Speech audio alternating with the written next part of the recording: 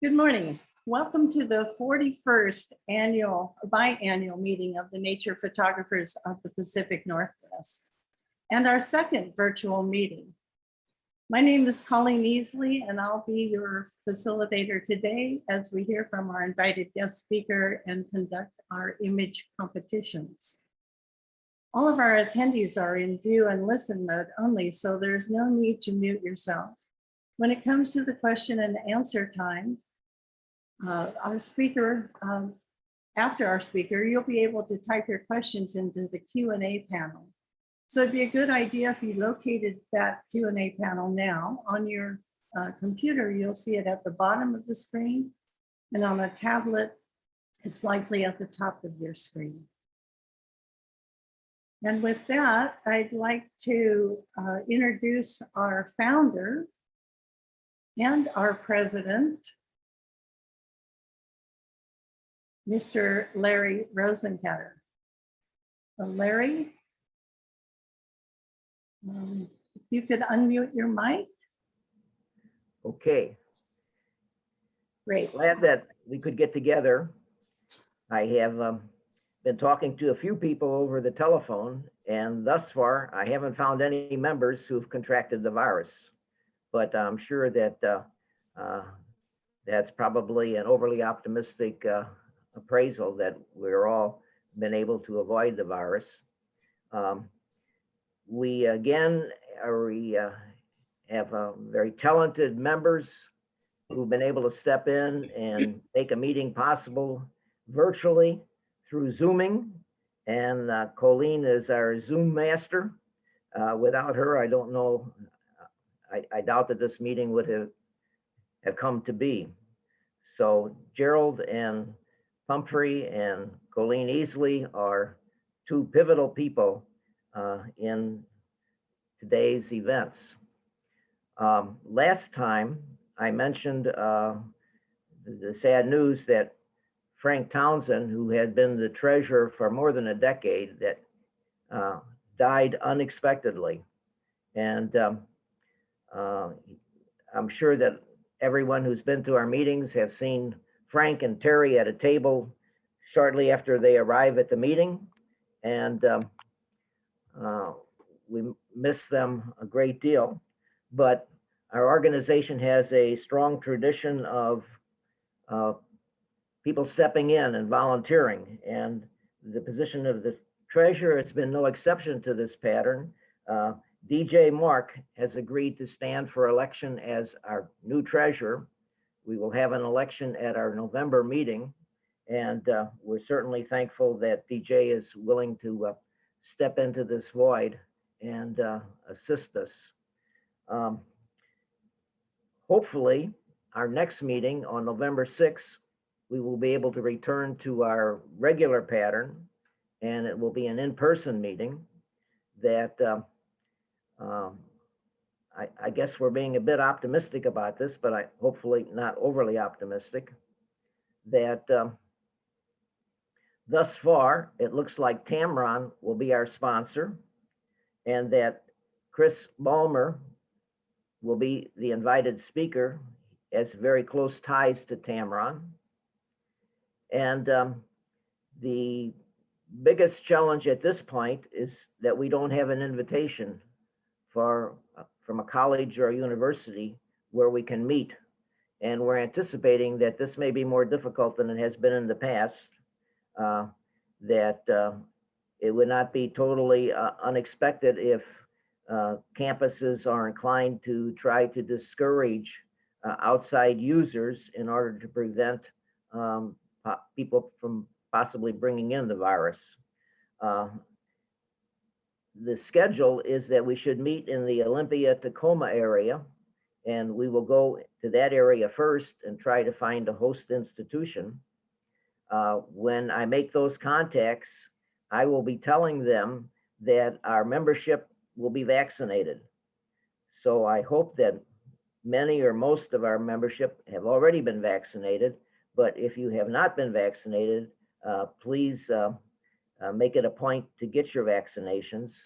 That we think that we will be more likely to be welcomed by a campus if we can tell them that we're not bringing any of the virus onto their campus. So look forward to that. And I certainly do miss the chance to see you.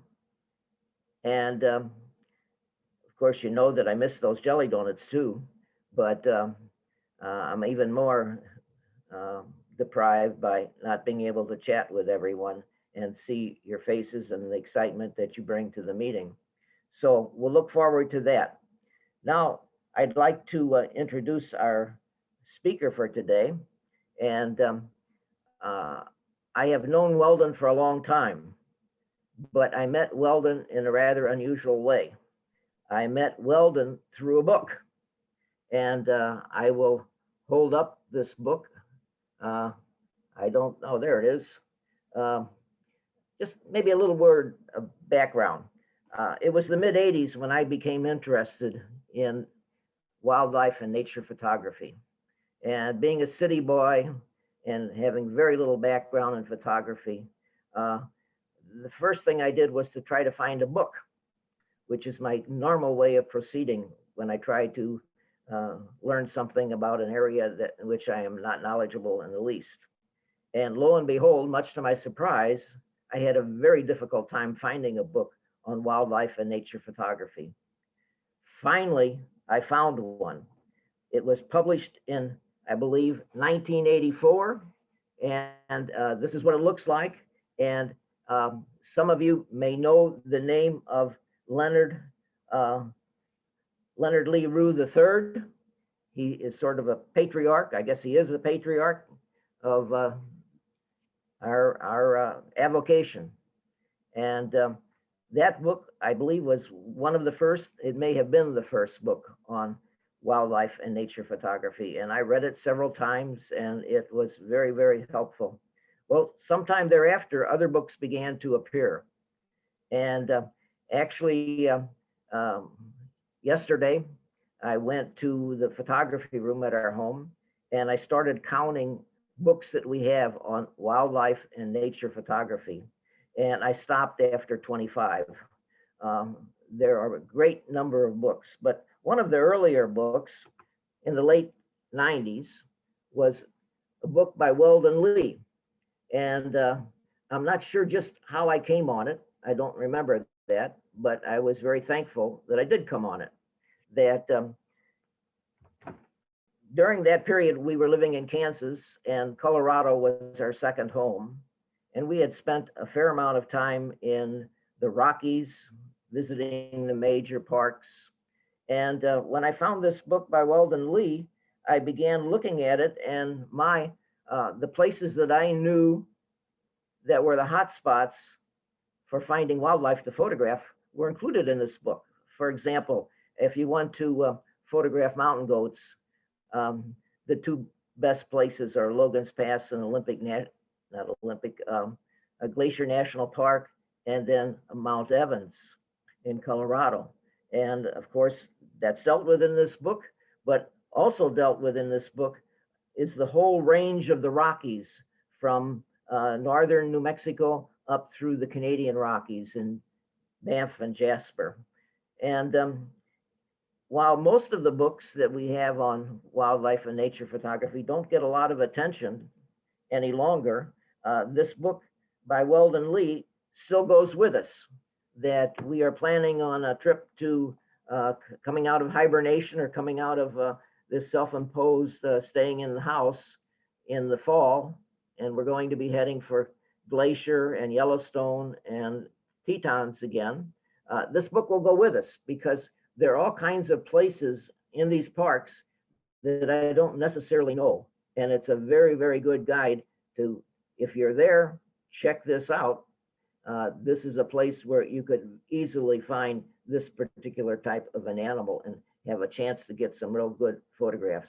So I developed a semi-personal relationship with Weldon through this book, and then had occasion that maybe almost 15 years ago, at least 10 years ago, we invited Weldon to be the invited speaker at one of our earlier meetings. And Weldon came and shared with us his experiences and did a wonderful job.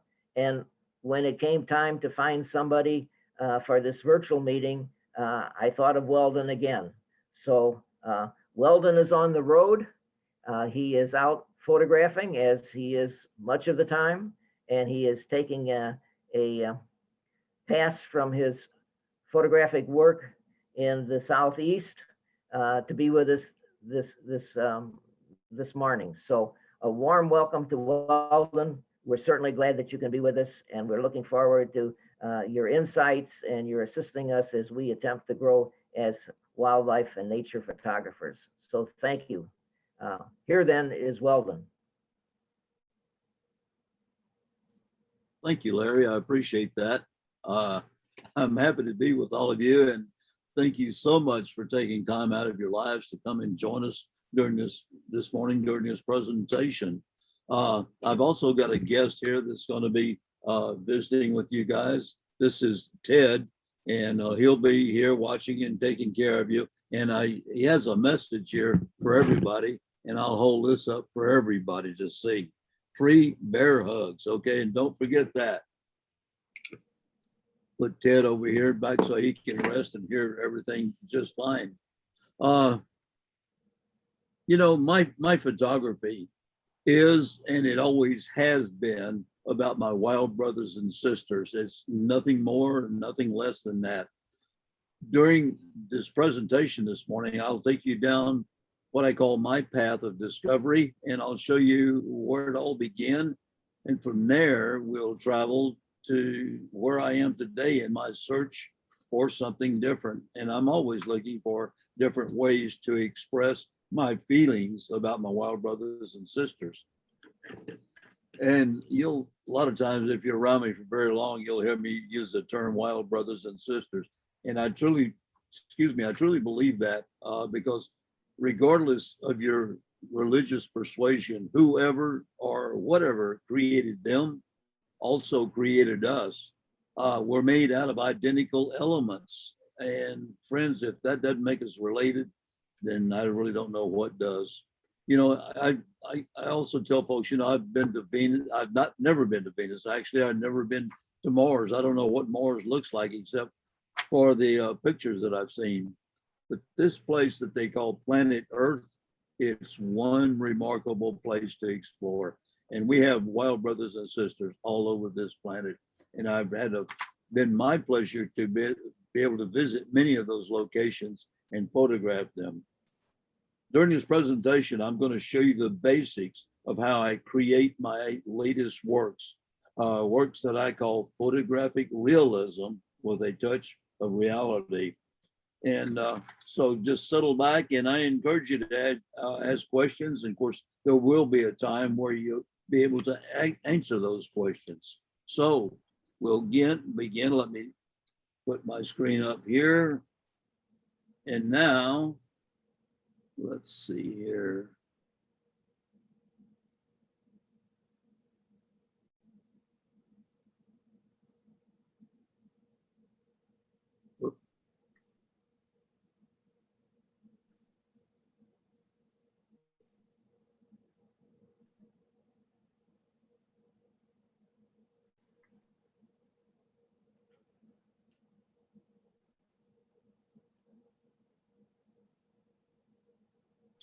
Okay. I think, can everybody see that all right? I'm seeing you, Larry, shaking your head, so that's good. So we'll go ahead and start with this. Excuse me, Weldon. Yes, ma'am. We're seeing your notes on the right side. Is that what, or your next slide is showing up? I think you put it into presenter view versus plain. I did. Yeah. Okay, and it does show that. Well, we don't want to do that. Yeah, so we'll get out of there. We'll just put it in a plain. Yeah, there you go. Play from start. Okay, now we have it. Okay, first thing I'm going to talk about, how important it is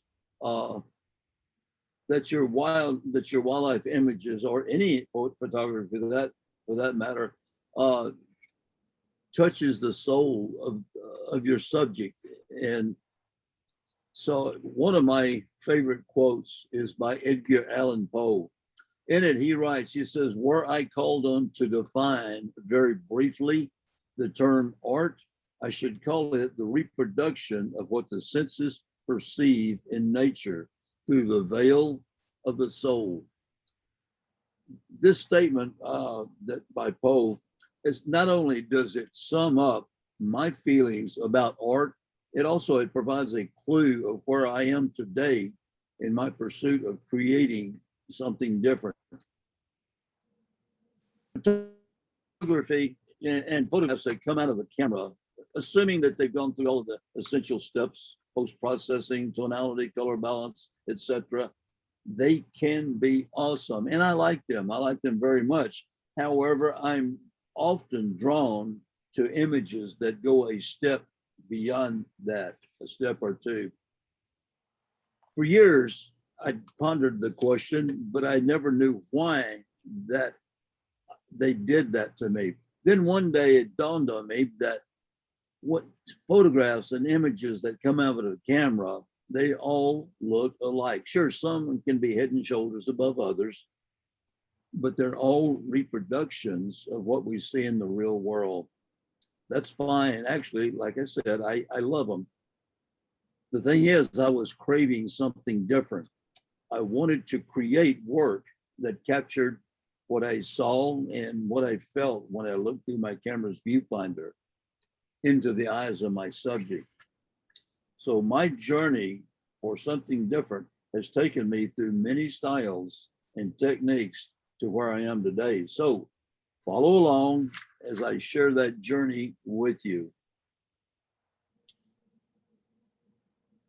My first attempts at changing reality began by darkening backgrounds behind my subject.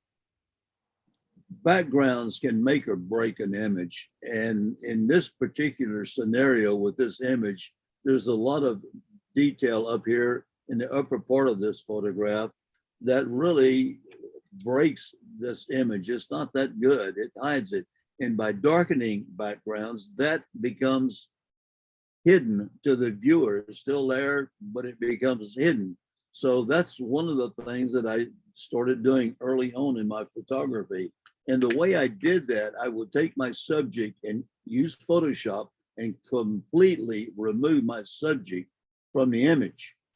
Then I would darken the entire image. And with the eraser, I would set the eraser to an opacity of 10, 15%, something like that. So when I would wipe it across the image, it would only remove 10% or 15% of that image. So you can still see a lot of the details still there.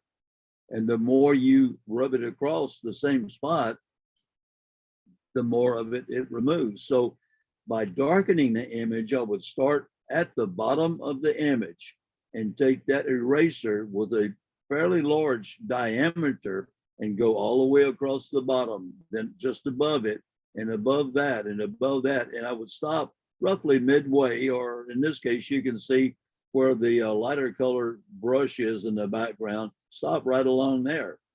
Then I would do the same process again, starting at the bottom, but not stopping just a little short of where I did the previous time that I went across. And I would do that over and over and over until finally everything at the bottom, the darkness at the bottom of that image would be completely removed, but it would feather up into the darker areas. And if everything turned out right, it would look like that. And as you can see in this image here, all of the detail in this white-tailed deer is showing. I worked on it separately to bring out, opacity and contrast, etc. And then I put it in the background, and it makes an entirely different looking image. And so I like this so much so that it's almost become my signature of the style that I use. Another image I have here, I call it the ghost herd. It's this photograph right here. And this image, I moved to Colorado in February, in fact, February 29th leap year day in 1988. After I'd moved, I found myself up in Rocky Mountain National Park. So one day coming out in March, early March, just barely inside the park, I came across this herd of elk, cow elk. In fact, today, very seldom would I photograph cows, or they had to be bull elk. And usually I'm looking for a bull elk that has a pretty good rack. I won't take much time photographing it if it doesn't. But back in those days, I'd photograph anything. If it was an animal, I photographed it. So these elk were out grazing in this meadow just inside the park. I photographed them. You know, I was so anxious to get these to the lab. I'm at the lab early the next morning, just as it opens. I dropped off my slides. It was back in those days when you're photographing transparencies. And I'm back at noon to see the results. Fortunately, they had a light table in the lobby. So I get my slides, I spread them out on that light table, and I'm looking image after image after image. And I think, oh my gosh, what in the world happened? Every single image was blurred, just like the one you see. So, you know, such is the case, but I kind of locked my eyes onto this particular image, and I really liked it. It was, I don't know why, but there was something about it that captured my attention. I don't know what I'm going to do with it, so I put it in my file, just let it lay there. And then later on that year, it turned out that there was a contest, and I decided, well, I'll try to enter this contest and see what I can do with my photography. So I think it was open to 3 images. So I had 2 images, pretty good, I thought. You know, I'm just beginning, and I don't have that. I didn't feel like I had that many images, you know, worthy of competition. So I put those in, but I'm thinking, what else am I going to put in there? And I'm thinking, and finally I said, well, maybe I'll put this picture of this herd of elk in there. You know, I don't have any reputation to defend. I don't have a reputation at all. So what can I lose? So I put it in there.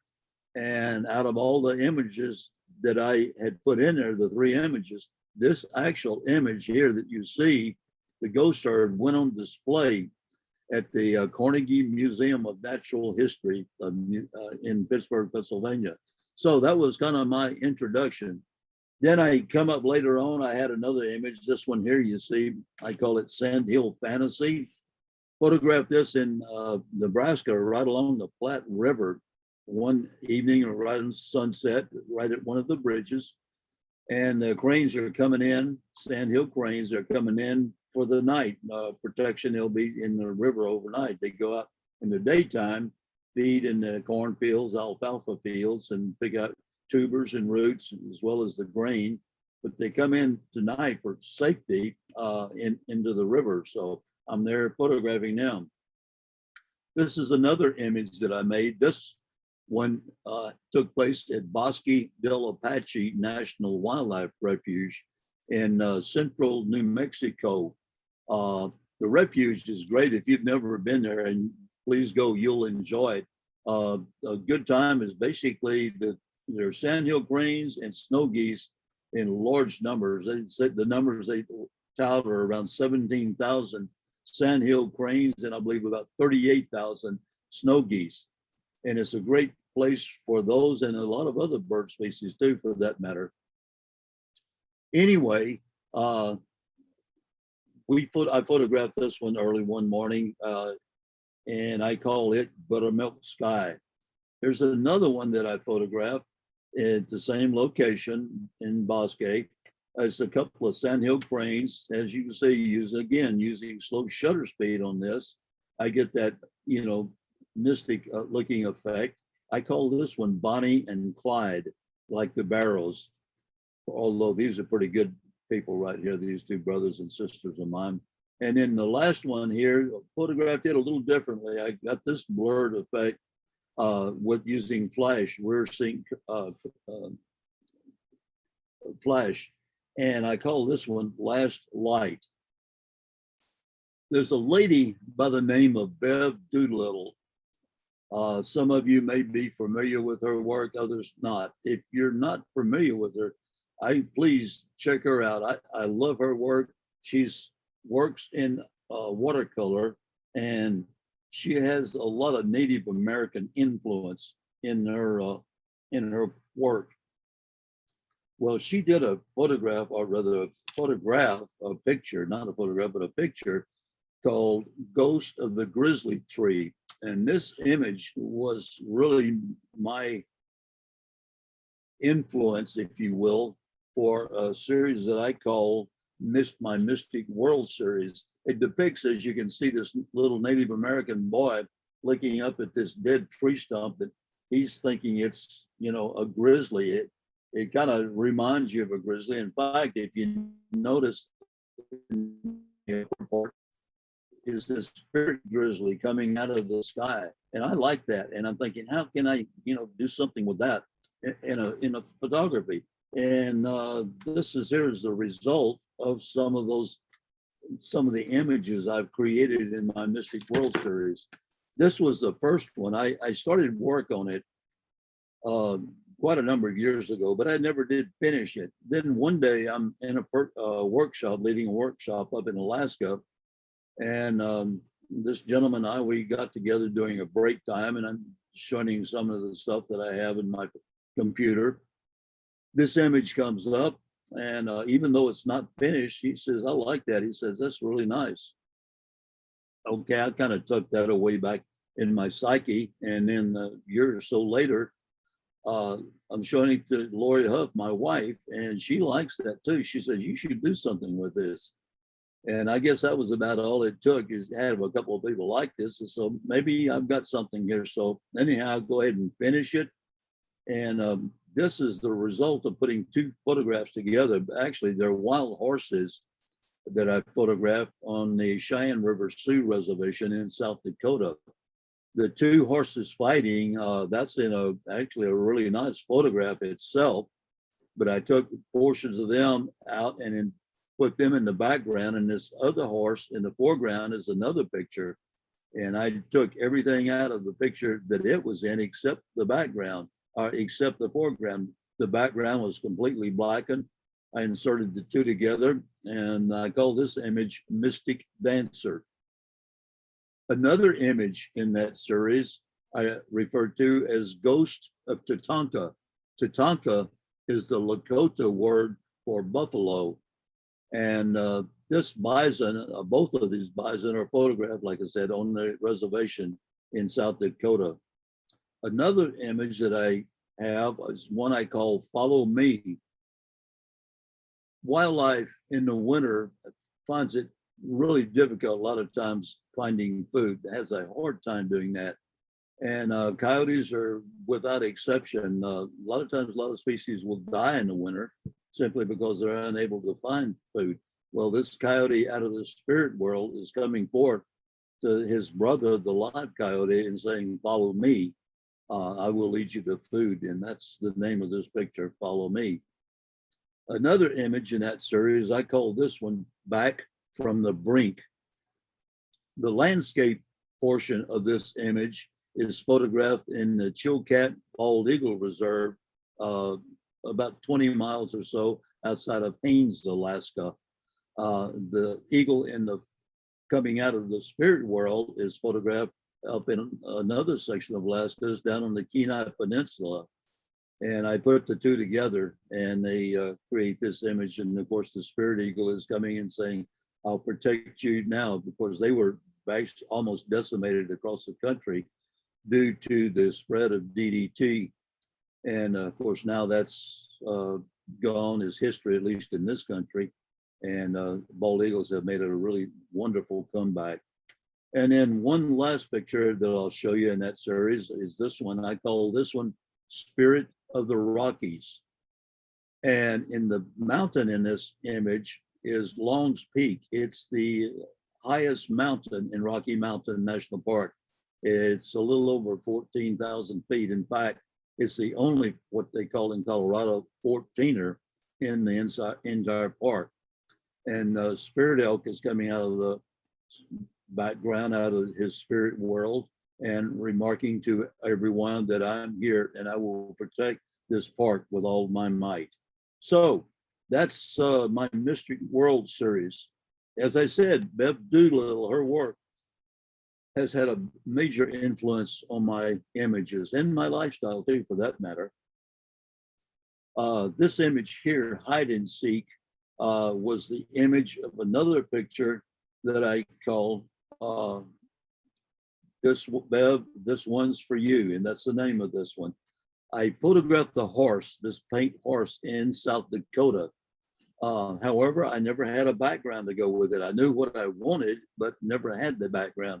Finally, a few years later, after making the horse image, going down to my son's house, who then lived in Longmont, Colorado, going down the canyon to his house, Christmas morning, I saw this on the canyon wall going down. I stopped my vehicle, got out, photographed it, and I put the two together. And if you notice also something I did that sometimes you might forget to do if you're doing something like this, and that's put in shadows. I put in a shadow that shows up down from the horse's front legs, and also there's a shadow on the canyon wall of its tail and a few things like that. So if you do this, be sure to add your shadows to the image. The inspiration for a series that I call Wildlife Vignettes actually began many, many years ago. It began when I was crisscrossing the United States from California to New York as a corporate pilot. I flew corporate jets for a company out of Houston for a number of years. I'd flown these passengers one time to Madisonville, Kentucky. Having a day or two free time, I wandered one day into a store and saw an autograph print by an artist by the name of Ray Harm. Later on, I found out that he had painted many birds and some mammals too, for that matter. The one I liked in that store was one called Pileated Woodpecker. And this is a copy of it, or a photograph of it. And I have an autograph copy that still hangs in our house today. It's in our bedroom. What I liked about this image was the technique that Mr. Harm used to portray his subject. And that's what really captured my attention. As you can see, it depicts the woodpecker, the tree, and the chips of wood flying in the air. And nothing else is there. The remainder of the painting is entirely blank. I often thought, wouldn't it be nice if I could produce images with my camera that looked like that? And that was long before the days of digital photography and Photoshop. This was back in the early 70s, or actually early 80s. So anyhow, I had that image. Then years later, after I'd learned how to use Photoshop, I was ruminating on ideas for a new direction in my art. What can I do? And I happened to think about this picture of Ray Harm, and it dawned on me, that was it. I now, with Photoshop, I now had the ability to create images similar to those created by Mr. Harm. The difference is mine would be photographic art, not painting. And here's a couple of images that I did in that line. This one, I call it Out of the Forest. I photographed this moose at Brainerd Lake National Recreation Area up in the Peak to Peak Highway in Colorado one morning. What I did, in this case, I took this moose out of the image, completely removed him from the image. I then worked on the background, and as you can see, I made it pretty light, and I used my eraser with a large diameter, which gives a better feathered effect to the edges, and went around it. And it was first looked like this. This is what that image looked like. Going back to that, and then to this, and this, of course, was the final result. And another one here, this is a white-tailed deer that I photographed in Rocky Mountain Arsenal National Wildlife Refuge, just out near the old Stapleton Airport, near the new airport. Excuse me. And this guy, as you can see, he's on a mission. His neck is swollen. He's in rut, and he's picked up the scent of a female, and he's after her. So what I did, again, I took him out of the image, worked on the background, lightened it, and actually did a little work on the tree limbs in the background to make them a little bit more distinct, and put him back in the image. But this was the way it looked to begin with.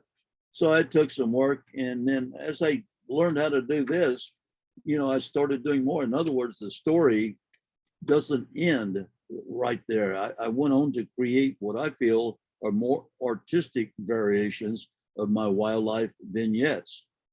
Here's a couple of examples. This one here, I call this one of this pronghorn, A Time to Rest. Again, I took this animal out of the image. This was the original image that I started with, and I removed him from the image. And as you saw on the background, I then lightened that background with the eraser, went around a lot of it and completely erased it. Then I worked on the animal itself in Photoshop, and I used some painterly effects with the palette knife on him. And actually, I did a little bit of work to the background too. And of course, this is the result that I came up with. Again, A Time to Rest. Another image that I worked on, I called Battleground. This was a few years ago. My wife and I were up in Yellowstone. Still a lot of snow on the ground. We were staying in a hotel over on the east side of the park. One day we were coming out of the park late in the day. It was getting somewhat close to sunset. Anyhow, these two elk were out in the field and they were fighting. And I mean, they were really fighting. They were not just out sparring heads playing around. It was a real fight going on. We stayed there and we photographed them. And actually, we were there a little over an hour before it just got too dark to photograph. And I've got a 500 G Nikon camera body, and with it I can put the ISO up really high and photograph when it gets really dark. But it was so dark that I couldn't even use that, so I made a ton of pictures. And then I wanted to do something with them, so this was the original picture, what it looked like. These two guys out sparring on the field. So again, I removed them from the image and put them back in that image, and that's them being removed. And then when I put them back in, I used some painterly effects. And actually, this is just a paintbrush that I freehand with several different tones of brown across the image and came out with this final image.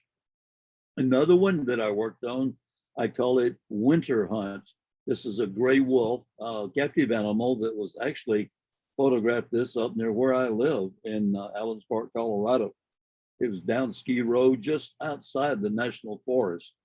And again, this was the original image. I took this wolf out of that image, worked on its eyes so it would be really distinct, put in a different background. You can see the large gray area, the splatter at the bottom, and I call this one Winter Hunt. So that's kind of where we are to that point. So let me tell you about another creation that I came up with. In 2014, I was working on a book. It was a book, Rocky Mountain Wildlife, and I needed a photograph to go on the cover. Well, since the title of the book was Rocky Mountain Wildlife, and obviously, at least in my mind, no animal represents the Rocky Mountains more than bighorn sheep, I needed an image featuring a bighorn ram. Thing is, not just any ram. I needed a picture of a couple of rams fighting and butting heads. And I had this image right here. But as you can see, it needs a lot of work. It's got the action in it, but it's not that good of an image, at least in my opinion. So first thing I did, as you can figure by now, I removed the sheep. I worked on them on using painterly effect in Photoshop and palette brush. I changed their look somewhat. I then worked on the background. I lightened it. I put in what I call a reverse vignette and particularly lightened certain areas. I then put these sheep back into that picture. And that is the results that I came up with. I call this image Showdown in the Rockies. My latest creation feature images of my wild brothers and sisters. This is the ones that I'm working, and actually I'm working in this arena right now, photographic reality with a touch of impressionism. That's what I call in the style that I'm doing. You know, photographers always talk to focus on the eye of the subject.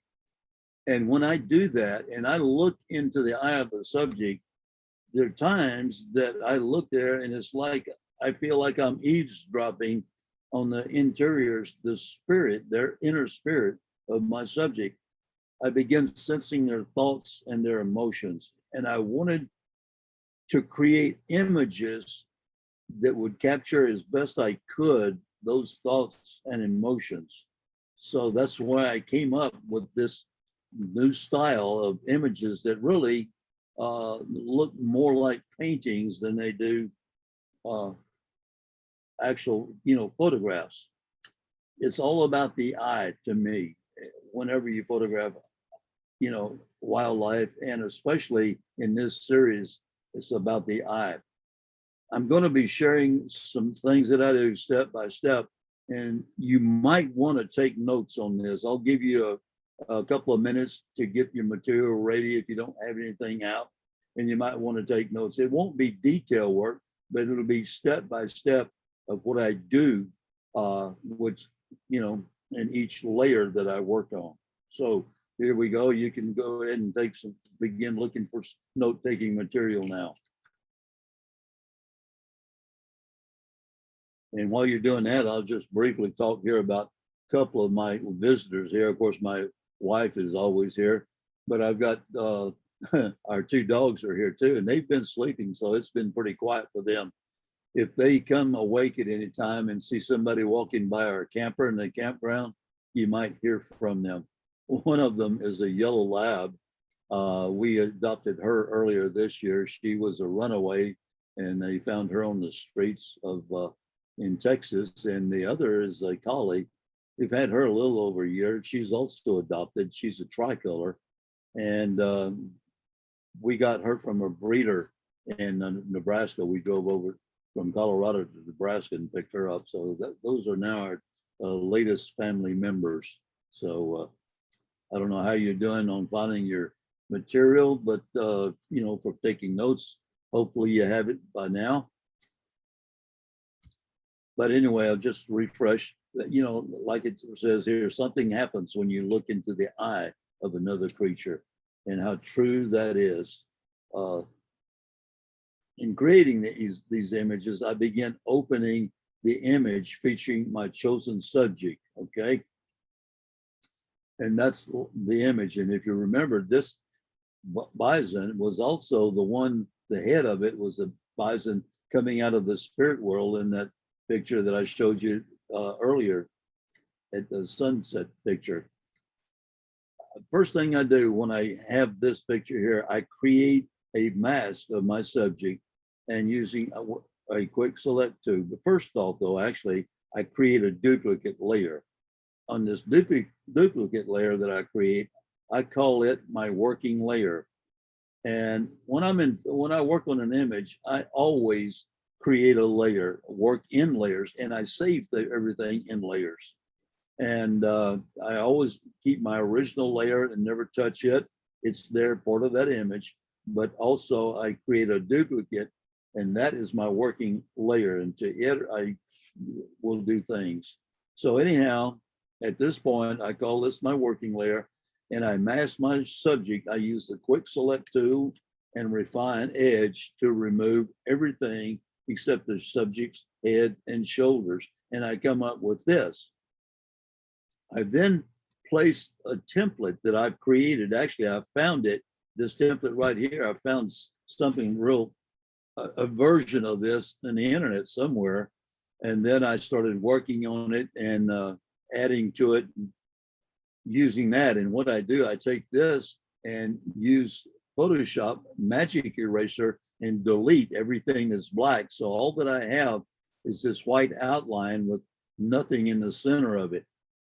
you can do this from beginning if you want. If you don't find one, it's pretty easy. You can take a paintbrush and acrylic paint. Acrylic's good because it dries pretty fast. Then you take a photograph of this, upload it into your computer, remove the black center as I've done with this and using Magic Eraser. Then you've got this to work with. So what I do, I place this template over my image and you can move it around. You can even change it, copy, delete parts of it, add to it as you're working and turn it at different angles to suit you as you work.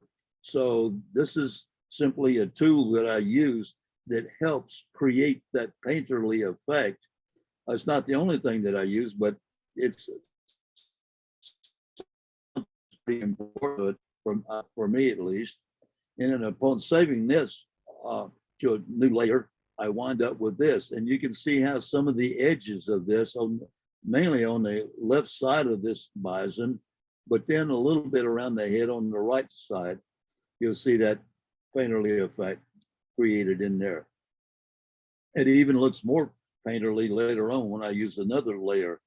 So anyhow, I use the palette knife in Photoshop to produce this, that's this effect right here. It's very similar to the one I showed you before. I'll back up and show you there. That's before using the painterly effect, palette knife in Photoshop. And when I use it, that's the difference. And it's not just the edges, but when this is enlarged quite a bit, you see it a lot in the face. So after this is made, I make one last duplicate layer. It'll be on top, of my stack of layers. I say that, but I kind of got out of order. I use this layer right here. And this layer comes out of a Topaz Studio. I open this up and it's one of their abstract filters in Topaz Studio that I use. And I use this is using that image just before this one here. I take that into the Topaz program and apply this. Now, if you notice, I believe I have 5 separate layers at this point here. Now, I start using my eraser to remove parts of these images stacked on each other. And it's also, I feel it's important to note that I never use a hard brush. I always use the soft brush, also varying eraser densities as well as opacities will produce subtle and more desirable blending results, I believe. Likewise, using low opacity settings while going over the same area multiple times, as I did in some earlier images that I explained, it will produce your excellent results. What I really want to do is to feature the eyes. I want the majority of the image to feature the abstract look created in Topaz Studio that you see here. But at the same time, since eyes are the real subject that I want to express, to feature, I use the eraser to remove the eyes section off of each image, each of these 5 layers that I've created. And not just the eye, but areas around the eye. Likewise, areas around details such as the nose and the mouth, I like to go down to that where you actually see the photograph of like the creature's mouth. And in this case, I believe even the horns of this bison. But then I want the painterly effect to show on a lot of it. And so I then use my eraser brush again, working on the layer, each layer, so that the painterly effect shows. And again, using small density settings, I'm able to blend that from one image to the next by the way that I erase it. So that when I get through with everything, I come up with something that looks like this. And this image here is one that I call face of wisdom. And again, this bison was photographed on the Cheyenne River Sioux Reservation in central South Dakota. Unfortunately, they had to sell this to raise money for the reservation, but it initially comprised rather of, I believe, 25,000 acres. There were wild herd of 200, I believe, bison out there, and also I believe around a herd of 100 wild horses. So it was great photography out there while it was in, going on. So anyhow, like I said, when done properly, the painterly effects created in topaz will blend into those created with a palette knife. So you wind up, the order goes first to the eyes. You want them to stand out, and typically go to the first duplicate layer and work on the eyes.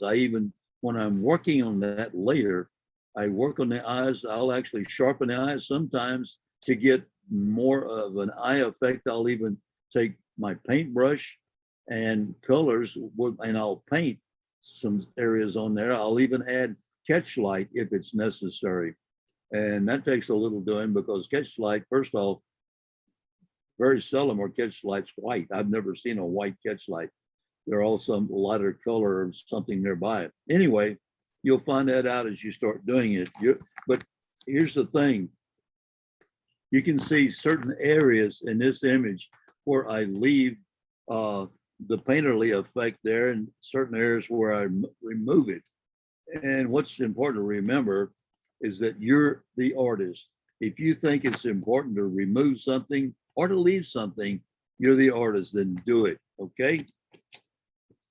Using this technique that I call the, painterly effect, I've created a few other images. Of course, this face of wisdom, and this is another one I created. I call it Alpha, a gray wolf. And again, you can see how I really worked on the eyes of this guy here too. Another one created using the same effect is I call Life in the Shadows. This is a mountain lion, also a captive animal. And for what it's worth, that gray wolf that you saw in the previous image was the same one that I created in an earlier, same wolf that I created in an earlier image that you saw of a wolf that was in the hunt, a winter hunt. So anyhow, this one here is called Life in the Shadows. Another one is Brownie. I photographed Brownie at a place where I lived in a cabin in the Wild Basin area, just outside of Rocky Mountain National Park. In fact, my cabin where I lived was less than 100 yards from the park boundary. It was an old cabin. In fact, the lady that I rented it from said that it was built in the mid 1890s. So I always told folks it was built in 1895, although I don't know precisely what year. But, Henry David Thoreau, his writings have had a major change in my lifestyle. I got heavy into reading Henry David Thoreau back in the late 1970s. In fact, I would take his books, go out in nature and just lay down in the grass and read. And sometimes I would just read a paragraph, sit there and mull over and think about what he had written. That man can write and say more in a paragraph, in my opinion, than it takes many writers an entire chapter to say something. So his writings have had a real big influence on my lifestyle. So that cabin where I lived 10 years there in that cabin by myself. Well, not completely. I had Melody, another colleague. She lived there with me. And I actually wrote an article about it for Nature Photographer one time. I called it Walden because it was about Walden. Actually, that's wrong. I called it Wild Basin, my Walden.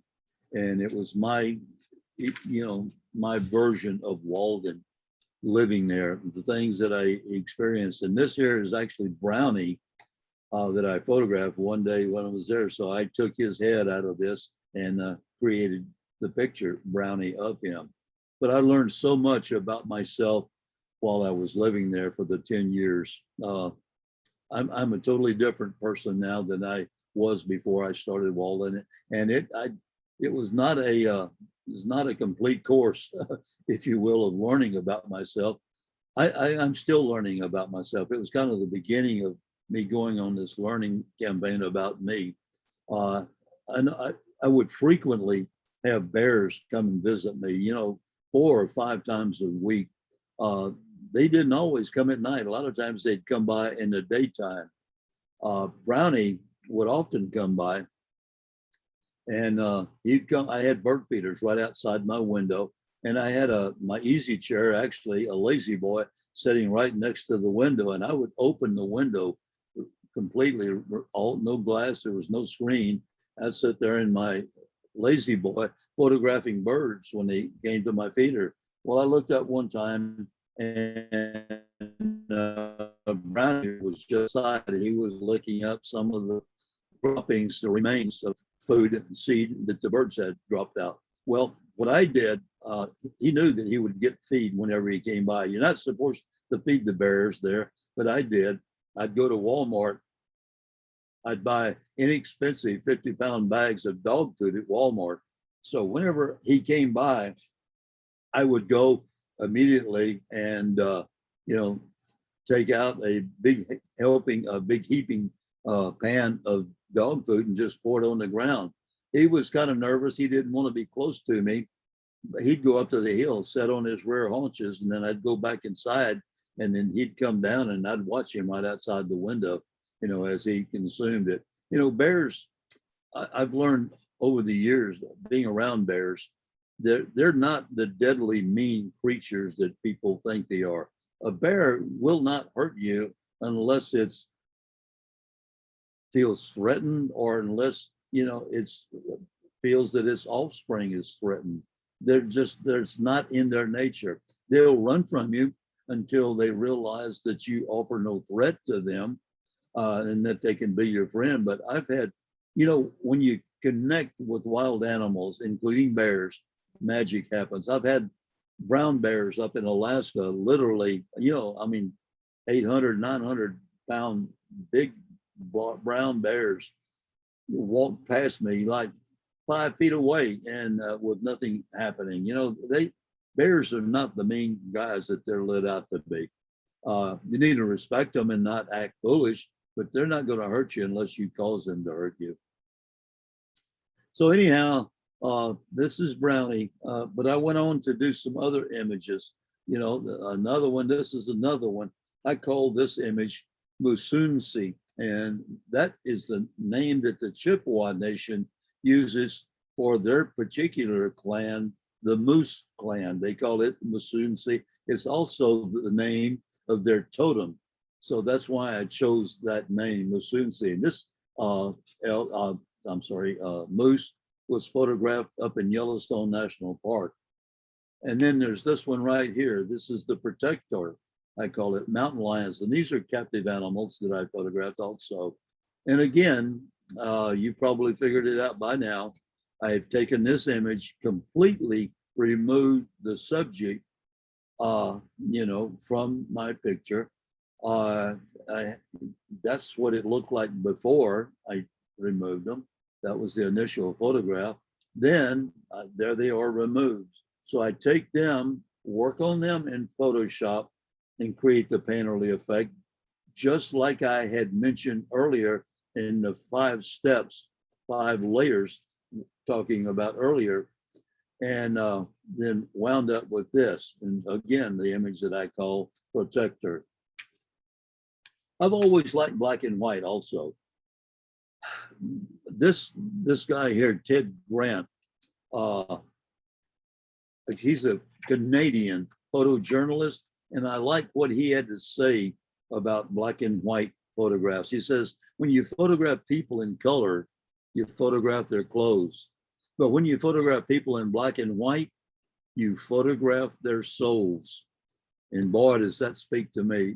And again, this is the way I feel about my wild brothers and sisters and connecting with them. I say connecting with them. Side story, it just comes to mind. I need to share this with you too. One time I'm up in Denali National Park, and all sheep are up there, and they're noted for hanging out on Primrose Ridge. So I go out there and I go up Primrose Ridge. I'm hiking up Primrose Ridge one day, and not yet to the top where the sheep hang out, but I'm hiking on my way up, and the dead-come wind blows my hat off. Well, I want to get some pictures, but I don't want to lose my hat. So I go over to the ridge, where it blew over this ridge, so I'll look for it, and it's not there, but there's another ridge in the distance. So I walk over, gradually make my way over to it and look over it, and lo and behold, here is a ram, a doll sheep ram, a pretty nice looking ram. So I forget about my hat.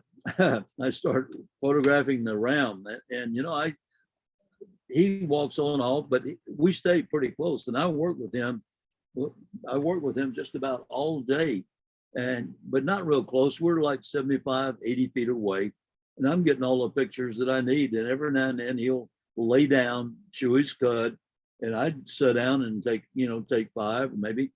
Then eventually he'll get up and start working again, grazing. And I do that, photographing him, waiting for him to get back up every time he lays down. And then eventually, after most of the day is gone, not quite, still a few hours left before sunset rather, he starts coming to me. But before he starts, he looks at me and he tilts his head to one side, and he looks at me as if looking at me out of one eye. Then he turns his head to the other side and looks at me out of the other eye. And so help me, I get emotional. He starts walking to me, and he doesn't come all the way up. He only goes about 10 feet or so, and he stops. And remember, he starts out about 75, 80 feet away, but then he stops and he does the same thing again, turns the head to one side and looks at me with one eye, turns his head to the other side, and he starts walking to me. And he keeps doing that, stopping every 10 or so feet until he gets so close to me, I can reach down and touch his head. I don't, but he's that close to me. And, this is magic to me, friends. This is magic when this happens. And this can happen to you when you learn how to connect with wild animals, not fear them, but trust them. And then after he looks at me, he walks off about 10 feet. And so help me, he turns around and he does the same thing again.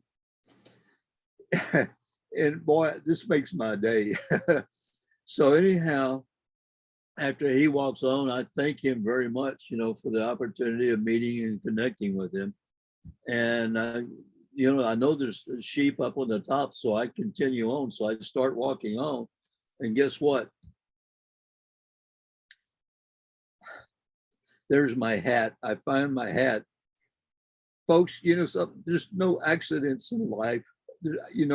Life is not preordained, but there's no accidents. Anyhow, I get my hat, I walk on up to the top, and then I find more doll sheep. There's a lot of ewes up there, and they're youngsters.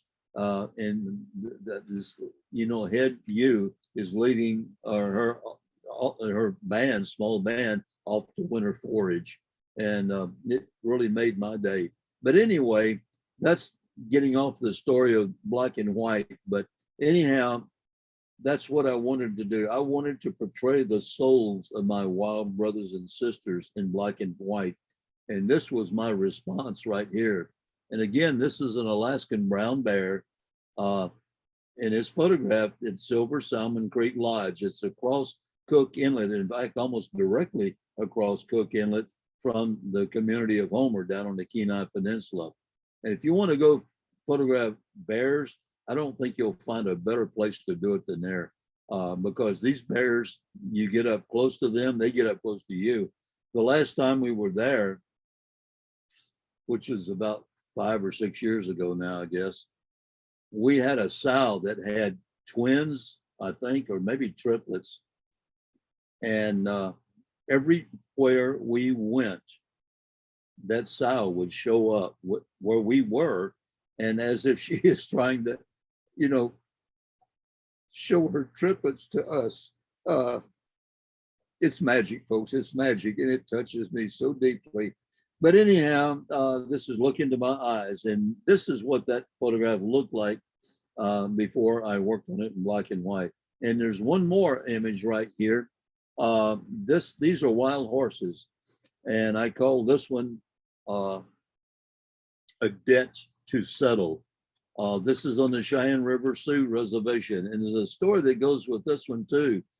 The lighter colored horse was at one time part of this band of horses, but for some reason, it was rejected from that band.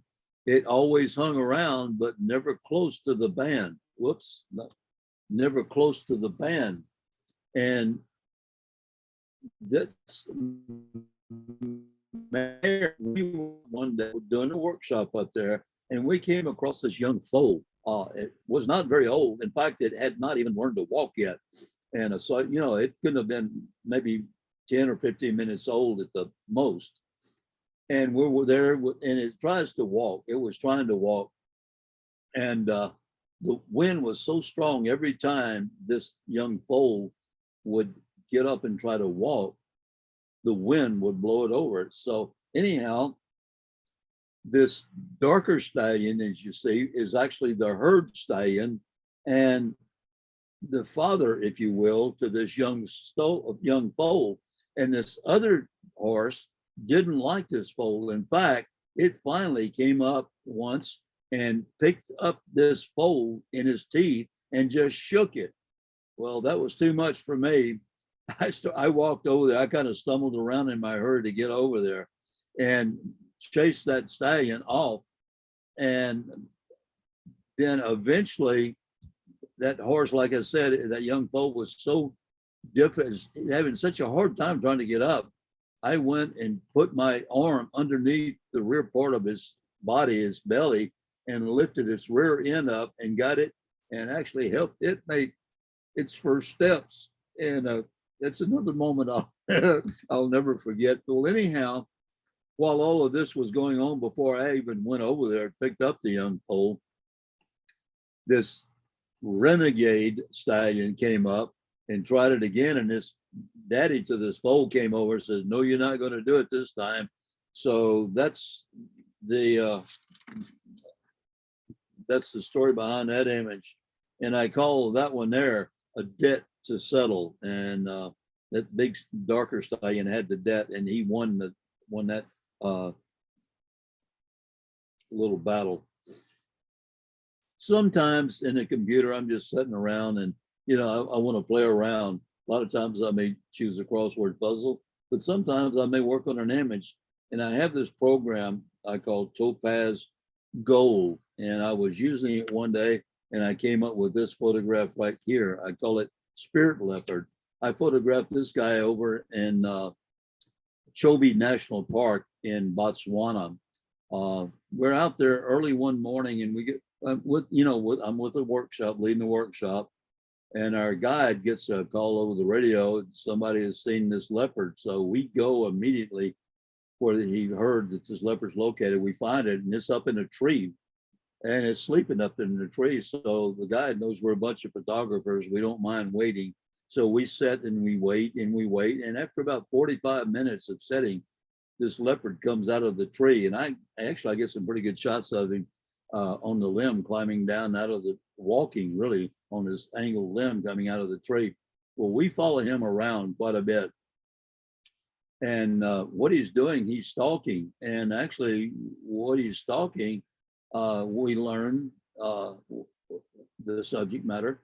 And he's doing this, and then finally he comes to a little hillside. It's not very high, maybe 8 feet or so. It is angled, but he gets down on his belly and is crawling, just barely inching forward to the top of the hill to look over. And then all of a sudden he shoots forward, and he sees this young wildebeest.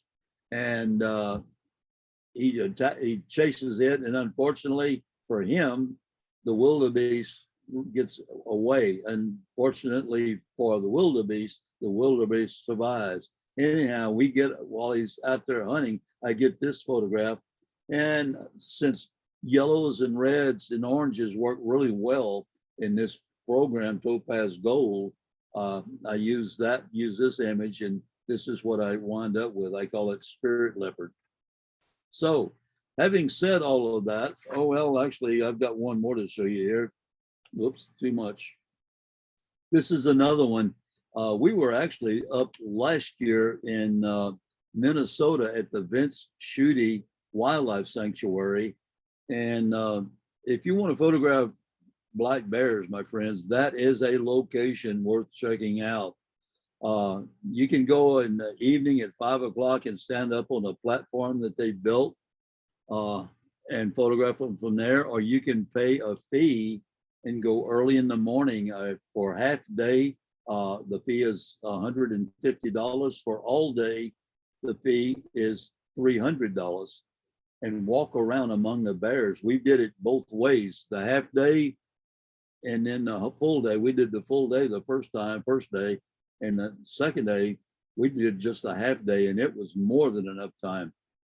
Vince Schutte, the story behind this gentleman, he was a logger who lived in the area, and bears would come up to his place, frequent his cabin, and actually break in to get the food that he had stored in his cabin. Well, he didn't like that, obviously, so he started putting food outside for the bears, and so that so that they would come to that food rather than break into his cabin, and it worked. Actually, there are a few people living up there today that still do that sort of thing. So anyway, sometimes he would go away for a time or two for a spell, and his friends would come by and continue feeding the bears so that they wouldn't go, into his cabin, wouldn't break in there. And then he eventually passed away some 20 some odd years ago, but the people kept feeding the bears even after he was gone. And eventually an organization sprung up. And so they have this boardwalk that they built. The boardwalk is, I'm guessing now, probably 100, 125 feet long, and anywhere from, maybe 12 to 15, probably 12 to 15 feet wide. In some places, maybe going 30 feet wide, where people can come up there, the general public, and up there just observe the bears or photograph them from up there, or the photographers. And I'm not sure what that costs. I think that's maybe $25, $35 a person. And this is out of Orr, Minnesota. You can check it out on the internet. Or if you're a photographer and you want to, you can pay the extra money and walk around among them on the ground.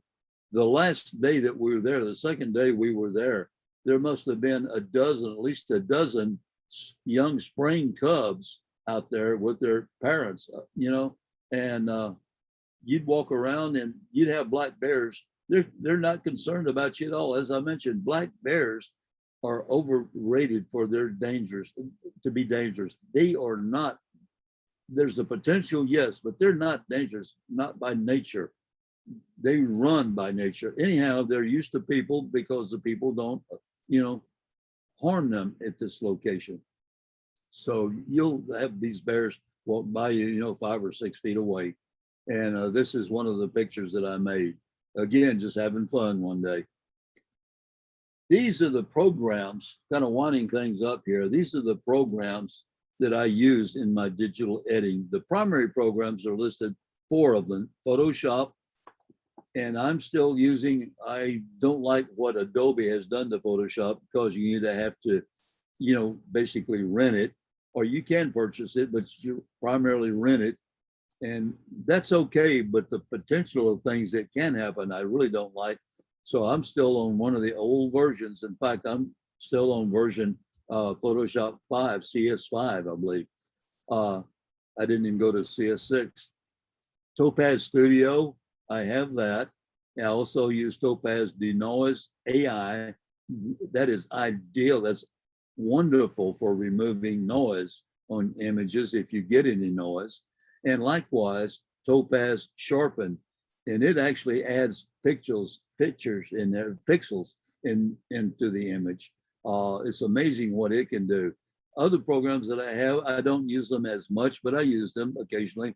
I have the entire topaz collection in addition to noise and sharpen. I have DxO Optics Pro. I've not updated that. That's still the older version. I have Own One Photo Raw. I do keep that up to date. It's kind of a digital version of Photoshop, only it's specific to working on photography or photographs, while Photoshop, you can go many different directions with it. I have the complete Nick collection. And by the way, Nick has been bought out by the people that own One Photo Raw. Also, I have a program called Smart Photo Editor Studio. I have Perfect Resize, and I also have Corel Painter. So those are programs that I have for working on my images. One thing I'll leave you with is that when you're taking images in photography,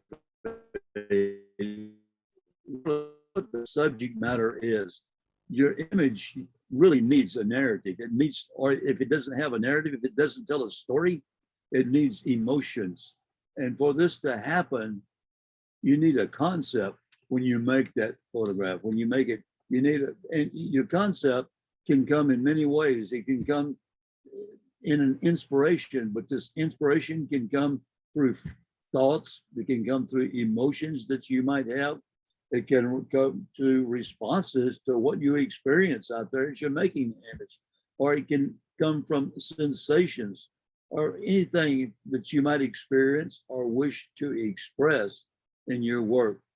But a photograph needs, I don't care what the photograph is, even if it's a landscape shot, it needs to have a concept, some concept of inspiration. If you don't have it, do what John Muir did. He said, climb the mountains and get their good tidings. Nature's peace will flow into you as sunshine flows into trees. The winds will blow their freshness into you, and the storms their energy, while cares will drop off by autumn leaves. And if you notice this image, it shows this dead wind sculpted piece of wood. That's a special place above tree line in Rocky Mountain National Park. And one day, many years down the line, because I've got a lot of work to do. In fact, I'm shooting for 115 age. This is where my ashes will go. And I used to say 100 years ago, but as I got closer and closer to 100, I think, golly, that's not very long. So I'm now shooting for age of 115. I've been blessed though with good health. I'm 83 right now. I'll be 84 in August. So things are going good. It's amazing what a steady diet of gummy bears will do to you. And also this image right here, this is in Orchid National Park. And I remember there was a sunset at this location at Balance Rock. And it's one that I'll never forget. As I'm out there photographing this, a lone canyon wren was giving thanks for another day. And folks, if you've never heard a canyon wren sing, you've missed something really, really special.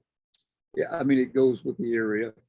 But anyhow, while I was out there, his music, his glorious music was filling the valley as the sun's last rays transformed the monolith before me into a living sculpture. Thank you for listening. And before I leave you, though, I want to leave you with this bit of advice from a master painter, Paul Gauguin. He says, a bit of advice, don't copy nature too closely. Art is an abstraction. As you dream amid nature, extrapolate art from it and concentrate on what you will create as a result. Thank you, folks. Thank you for joining me and for sharing your time with me.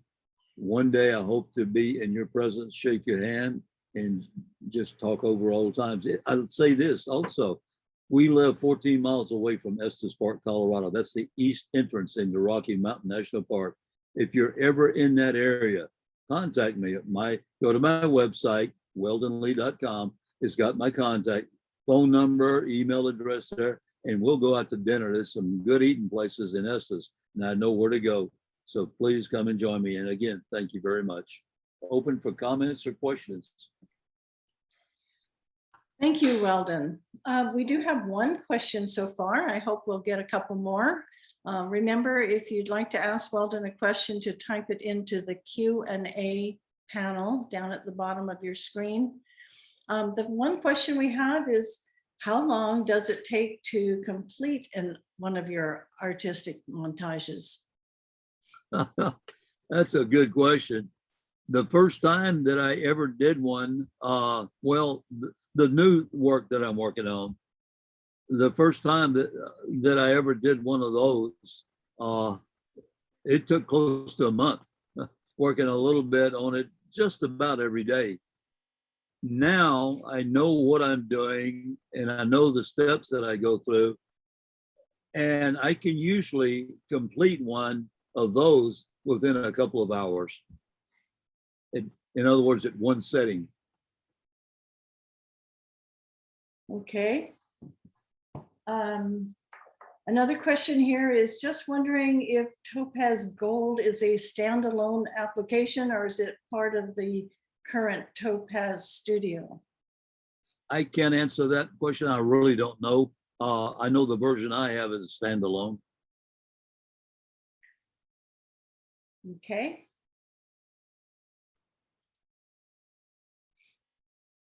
I don't see any other questions at the moment. We get a couple of thank yous going on here though, so they're very appreciative. Oh, here's one. Do you feel that baiting birds or animals is unethical?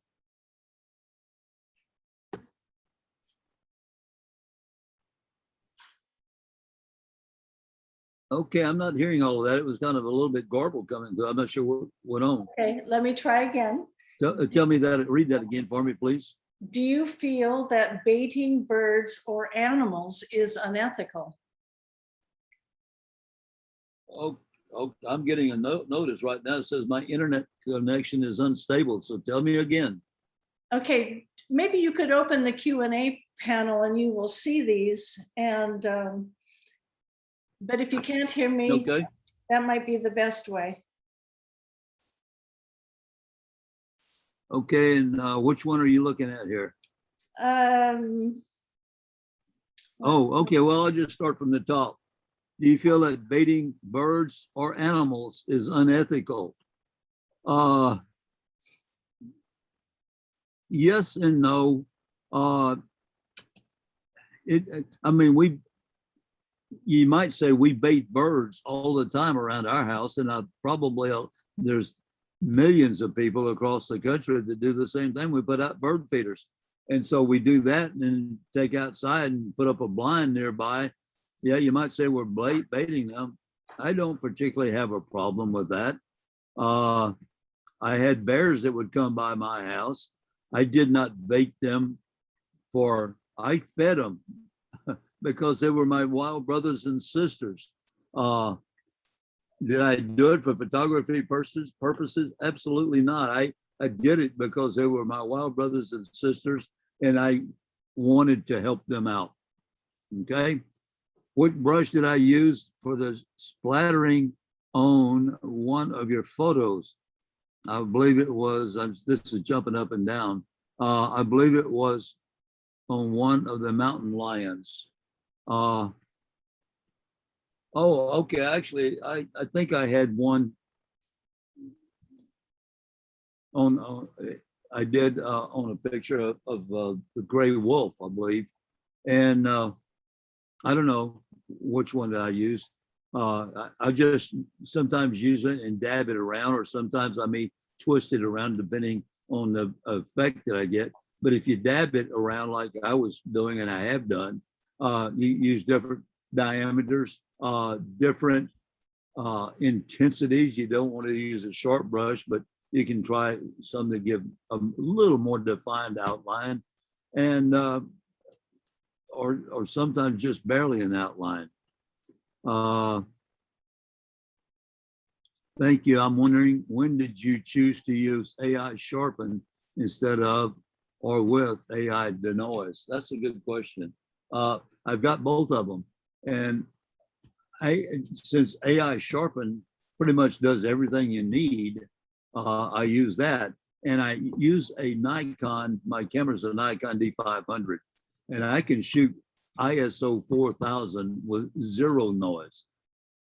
I very seldom have noise problems at all because I very seldom have to go above ISO 4000.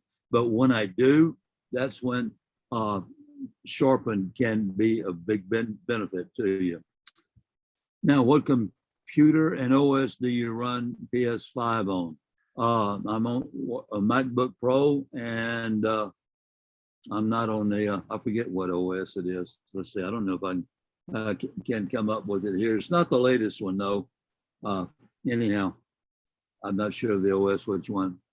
Thank you for the presentation, Shirley, and thank you. Thank you so much. And when you're out photographing, do you pre-visualize what you want your final image or art to look like before you take your photo? Or do you decide after taking the initial photo what you want the final image to look like? It's pretty much the latter. And actually, it's usually after I get home and, got the image that I want to keep, to work with, that I decide what do I want to do with it.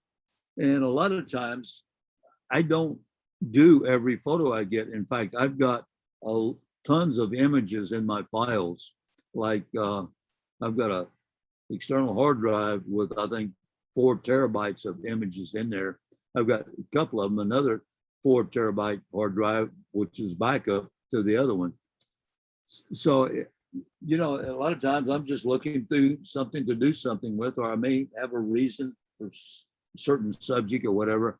And then I'll decide, well, what I'm going to do with it, how I'm going to use it, turn it out. For example, you saw the image of the, that was actually a spring cub up in a tree near the end of my program. I made that as that went on my Christmas card that I sent out to friends this past holiday season. So it depends on what I'm going to use this to, how I do it, and what technique I'm going to use or what image I'm going to use. So I don't really have any rules or standards that I use. And Glow is part of Studio. Okay, I didn't know that. I also have it standalone. Okay, that'll answer some questions some of you others have asked. Thank you, anonymous attendee. Okay, and thank you, Weldon, love you, heart and soul. Thank you for sharing that, Jan. And I have PS5, and it is a problem to keep going on my Mac. I understand exactly what you're talking about. And okay, another one here. The Olympia Camera Club just held a presentation on high key photography. They use high key techniques when you think you might use a white background with a photo. Never have. I'll keep that in mind though. What is the Silver Salmon Lodge? What was that Silver Salmon Lodge in Homer? Do you lead workshops there? Yes, it was Silver Salmon Lodge. And I led workshops at Silver Salmon yearly, and 1 or 2 occasions, a couple of times a year, starting back in 2001, I believe. So I've been leading workshops there long. I quit doing it, however, maybe 6 or 7, 8 years ago, I'm not sure. In fact, I've just basically kind of got out of the workshop business as I had been doing. I don't know. There's so many people out there doing workshops and so much that you have to deal with nowadays. I just got tired of doing it. It wasn't worth it. It wasn't worth it to me. And I think, I'm not sure if that was all of the question or not, but it's gone anyway. Anyway, Ann says, thank you for the presentation. I thank you, Ann. Kurt asks, This is an enlightening presentation. Too often camera clubs don't appreciate wildlife landscapes that are not true out of the camera. I stopped going to meetings because of that. Thanks, Kurt. I appreciate that. And folks, if you're not into making art, give it a try. I think you might be surprised at having fun. Dina asks, she says, thank you so much for your wonderful presentation. I have had several times when I had eye-to-eye contact with wildlife, and the feeling is amazing. I appreciate your heartfelt stories that you shared about moments you had connecting with animals. Thanks, Dina. Okay, that seems to be the end of our questions. So I'm going to introduce you to our vice president, and that would be Mary Pinion. And she is in charge of our image competition. So I'll turn it over to Mary as we get started on this section. All right, thanks, Colleen. I'm really pleased to present the results of our photo competition for this April session. So before each meeting, we ask members to submit their images for the following categories: plant life, scenic, and wildlife. And members were allowed to submit up to 2 images. So first, I would like to recognize and thank all of our members who volunteered to be judges this time. We had a number of people who offered to volunteer, and I'm so grateful for everyone who was willing to make the time and set aside that time and effort to do judging. So for our plant life category, judged by Cynthia Brazeno, Dave Eckert, and Paul Schlegelman, with Linda Foss as an alternate. Our scenic category was judged by Ron Getchell, Sandra Zalasco, and Jean Rimmer, with Irene Fields as an alternate. And our wildlife category was judged by Bob Maimone, Ewan Larest, and Lonnie Paul, with Frank Lahman as an alternate. So I want to thank all of you for providing your time and your expertise in judging this meeting's submissions. And my apologies if I mispronounced your name. So this is actually the second time that we completed judging online. So each judge was given access to the images in the competition that they volunteered to judge. And scoring was done blind with no maker marks. Just recorded their scores on a spreadsheet, which was collated by Bruce Miller. So special thanks to Bruce for all of his work in getting all of the submissions aligned, sending them out to judges, collating the scores, getting everything ready for presentation today. So kudos to you, Bruce. So let's move on to how the images were scored. They were scored using the following guidelines, where scoring was made in the 65 to 99 point range, with a score of 66 to 69 indicating a solid image. Scores between 70 and 79 indicated a very strong image with good technical and image content. Scores of 80 to 89 indicated an excellent image with unique content, strong design, and technical excellence. And scores of 90 and above indicated a superior image with no faults and outstanding impact. And as this is nature photography, the limited hand of man rule was followed. So let's begin and look at some of these competition images by category. So first we'll see all the submissions for the category, each without, then with the score. And there will not be any audio while the images are being, so feel free to ooh and ah in the privacy of your home. And after that, we'll see the top images again and ask the maker to talk a little bit about the image, and then ask Weldon to comment on each of the images as well. So let's start with the plant life category. We had 21 images that were judged.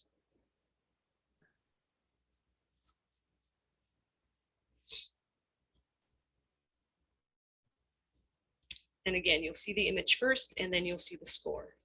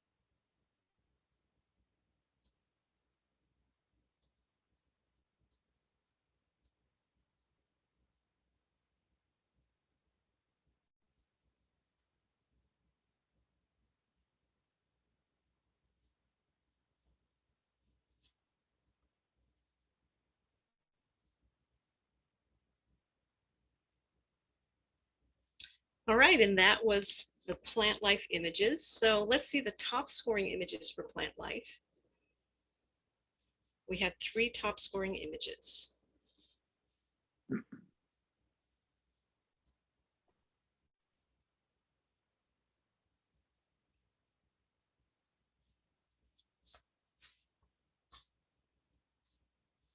All right, and this is Lovely Lotus by Candy Mitchell with a score of 86.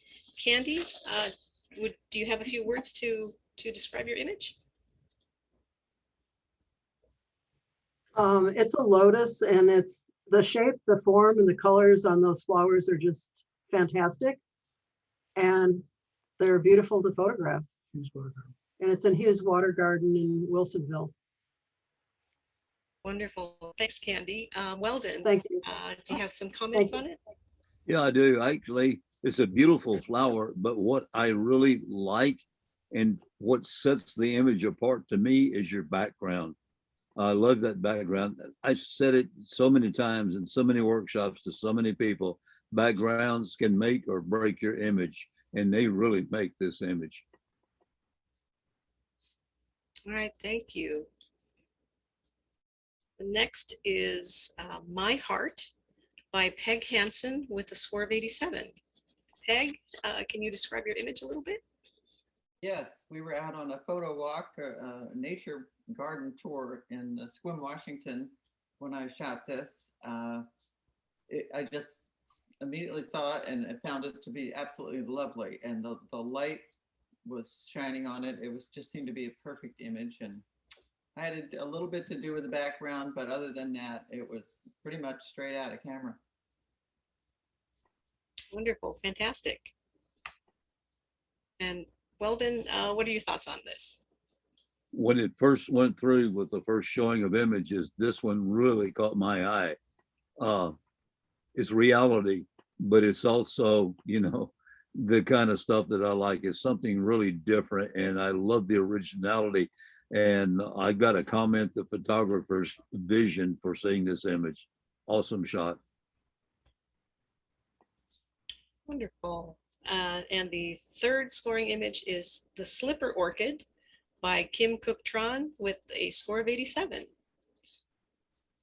Kim, do you have any description for anything to describe your image? I'm not sure if Kim is on or not. It's Jack. It's Jack. Oh, here is Ted. Yeah, good. Hi. Yeah? Yeah, this is Oh, I good. actually. Oh, can you hear me? Yes. Oh, okay. I shot this actually in a garden in the Chicago when I come visit Ted's brother, and it's in the. I did have to work on the background because it's in the set in the garden, so there's a lot of busy background. But the lighting on the orchid is just beautiful. So. All right, wonderful. Thank you, Kim. And Weldon, what are your thoughts on this image? The color is outstanding. It's a beautiful composition, you know, I love it. All right, thank you. So that's it for our plant life category. And thank you again to all of the entrants. Wonderful images. So let's next move on to the scenic category. We had 44 images submitted that were judged. And you'll see the image first without the score, then with the score. And again, no audio.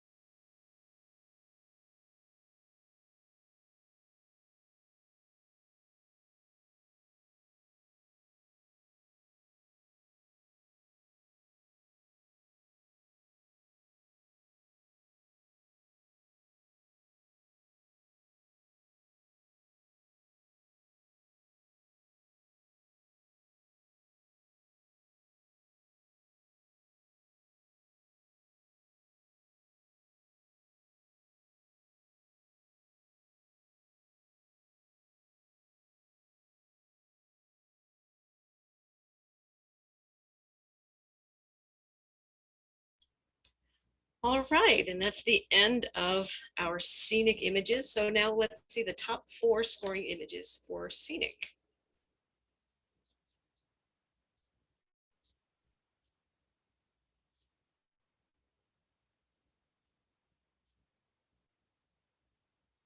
All right, this is Cape Arago Bliss by Corin Stroup with a score of 86. Corin, can you tell us a little bit about your image?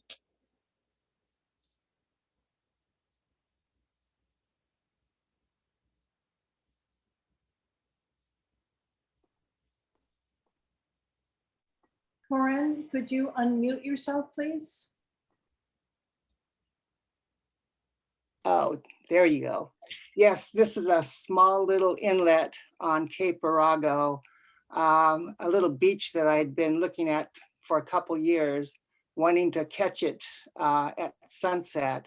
And I just happened to have a great sky, and the tide was kind of high. I expected it at a lower tide where waves were coming in, but it had very calm water. It worked out good. Wonderful, thank you, Corin. And Weldon, what are your thoughts on this image? It's a magical scene. I love it. I mean, it's so restful, it's peaceful. I love the colors. There's magic happening in this image, in my opinion. All right, thank you. The next image is St. Helens Morning by Mike Baines with a score of 91. Mike, can you tell us a little bit about your image? Sure. This is obviously Mount St. Helens, shot from Sobey Island. I spent my time during the COVID lockdown driving out to Sobey Island and wandering around looking for birds. But occasionally you get a scene like this, and then you get lucky to have a flock of geese that just help make the scene come together. So you just can't pass these up. But you got to keep trying, because you don't see scenes like this more than about once or twice a month. All right, thank you, Mike. Weldon, what do you think about this image? I also love the geese. I often, my wife and I were talking about this on the way coming up in this area. To me, an image without wildlife image is sterile. And this image here with the geese up there adds so much to this image. I love the layering of the colors too, the lighter as you go in the distance from dark. I love that effect. It's a beautiful image. All right, thank you. The next image is Fort Rock by Joan Martelli, sorry, with a score of 90. Joan, can you tell us a little bit about this? Can you hear me now? Yes. Okay. This was taken at Fort Rock in Eastern Oregon in an area called the Oregon Outback. And what really just struck me about this was the light and just the gorgeous sky that was in it, that we were lucky enough to catch that evening. All right, wonderful. Thank you, Joan. Weldon, what do you think? I agree with her. The lighting is phenomenal. The way it picks out the sagebrush and the drama created by the sky is a remarkable image. All right, thank you. One of those gifts of nature. It's just one of those gifts of nature. Absolutely. And our fourth image here is Coffin Sunrise Explosion by Barb Rumor with a score of 88. Barb, can you tell us a little bit about this image? Barbara, can you unmute yourself?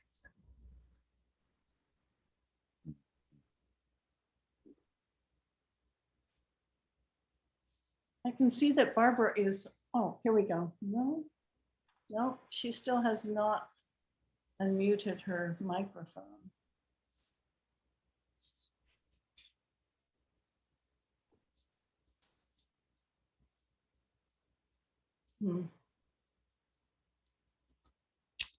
I'm going to say, let's move on.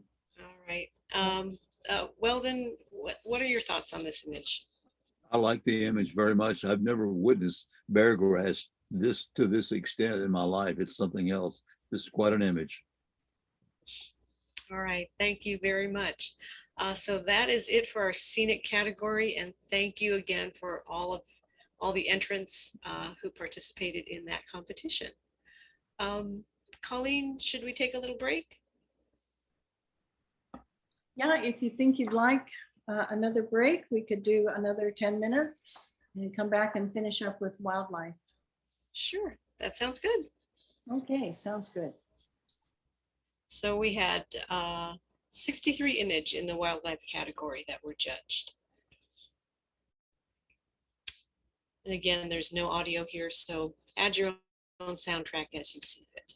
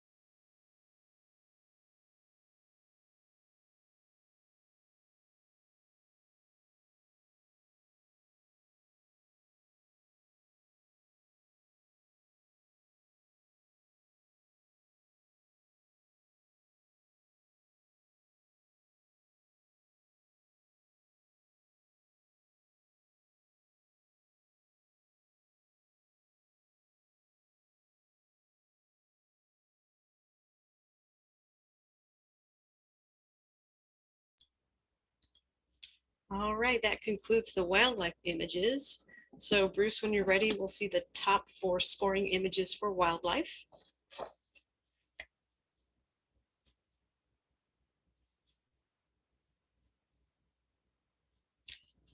The first one is Wolf with Salmon by Bruce Benson with a score of 88. Bruce, can you tell us a little about this image? Yeah, I was in Connect Bay, Alaska, and this wolf came in and actually played with us for about an hour before it went out in the river and caught the salmon. It was quite an experience to have a wolf so close. It came within probably 5 feet of us and actually tried to steal our bags. Fantastic. Weldon, what are your thoughts on this image? I wish I could have been there with him. Nice shot, really good action shot, behavioral shot. I do still repeat though, I wish I had been there with you when you made it. All right, thanks, Weldon. The next image is American Kestrel by Jan Eckloff with a score of 82. Jan, tell us a little bit about this one. Well, I took it at Ridgefield National Wildlife Refuge in Washington, and it was sitting on a sign very close to me. So that's how I got a nice sharp image with a nice blurred background. And I was shooting with my Nikon D500 with a Sigma 150-600 lens. Very wonderful, thank you.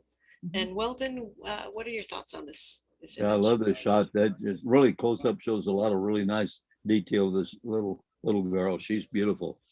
All right, thank you. The next image is Turtle Race by Alan Norby with a score of 85. So Alan, tell us a little about this image. Mary, I don't see that Alan is online right now, so. All right. Well, Weldon, do you want to share your thoughts on this one? Sure, this is a great shot. I think, you know, getting these guys all together in a row, coming up out of the water, nice shot. All right, thanks. The final top image is Flamingo Preening by Deborah Verano with a score of 86. Deborah, are you here to talk a little about your image? Yes. This was one that I just, after I saw it, when I went to develop it, I was just so impressed with how the light was on the bird. All right, thanks. And Weldon, what are your thoughts on this one? You did a great job with this image, Deborah. It's an awesome image. I love the detail, the sharpness that you have in this image. Very good. Beautiful color also. And also the background really adds to the image. It shows off the image perfectly. All right, thank you. Well, that is it for our wildlife category, and it concludes our competition. So I want to thanks all again to all of the entrants for sharing your creativity and your talent with all of us. Wonderful, wonderful images. So I will hand the meeting over to Larry now for a few closing remarks. Larry, are you there? There you go. Thank you. Last year, when the pandemic hit, we canceled the April meeting.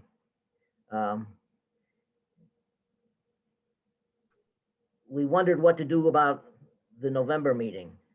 And Gerald Pumphrey had the idea that it would be highly advantageous if we could have a virtual meeting. I think it was like 90% Gerald's idea, and Gerald agreed to run with it. He put together a little committee to explore the possibility, and then he put together a somewhat larger committee to actually pull it off.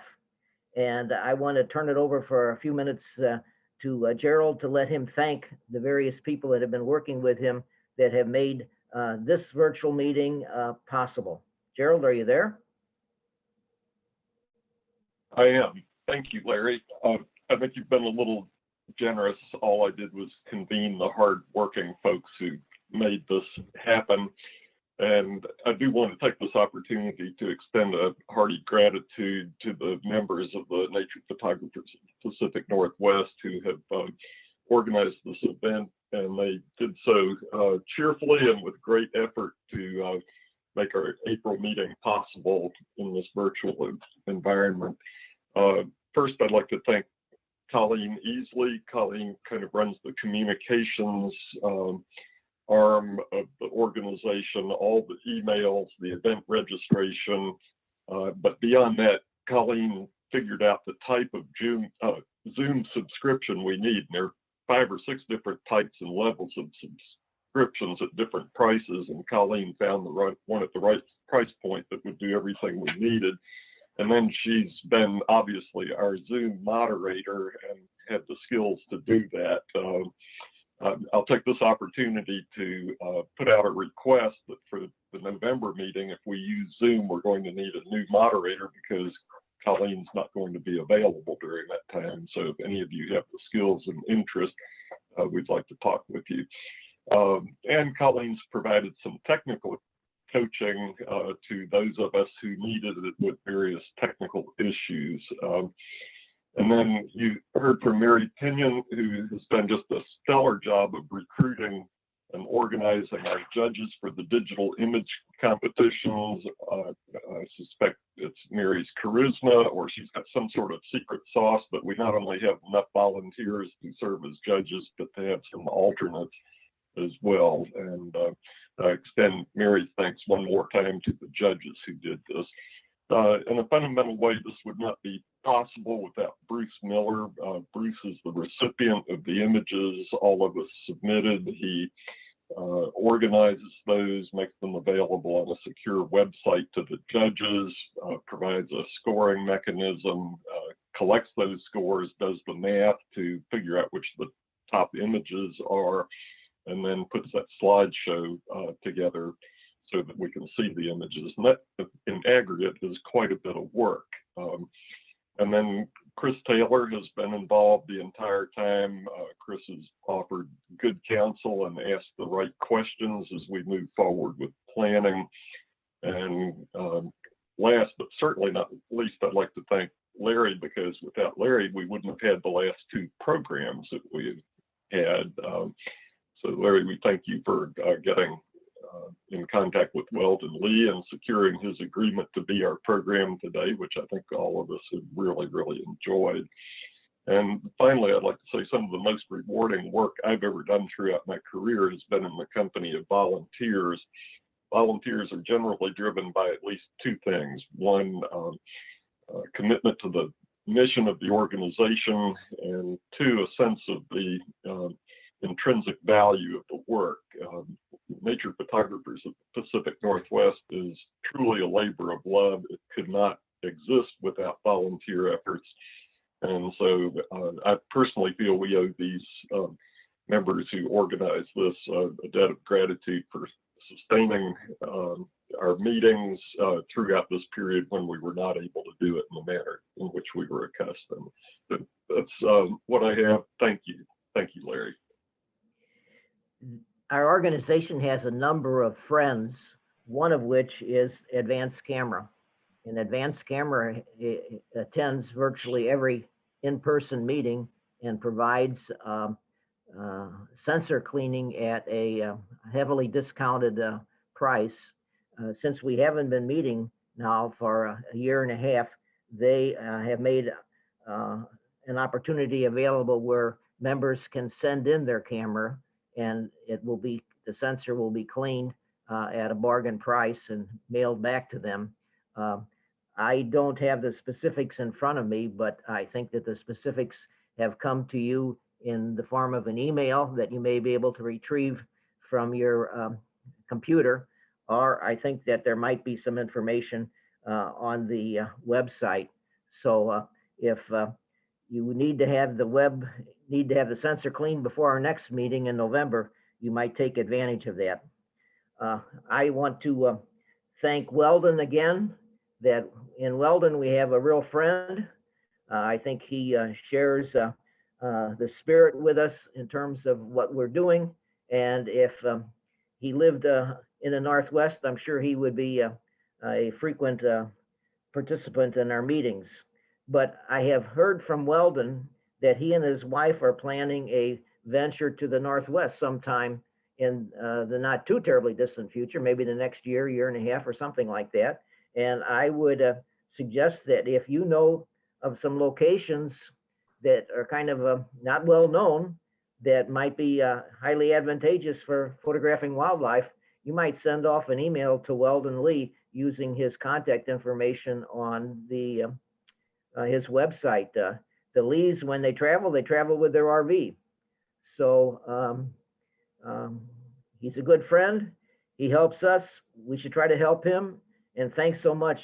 It'll be interesting to see if any of the entries at our next meeting show the influence of the Weldon effect.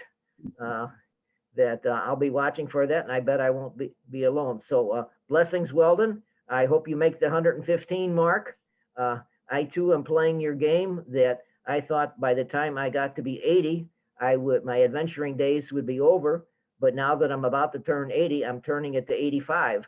But with your inspiration, maybe I should think bigger than 85. Absolutely.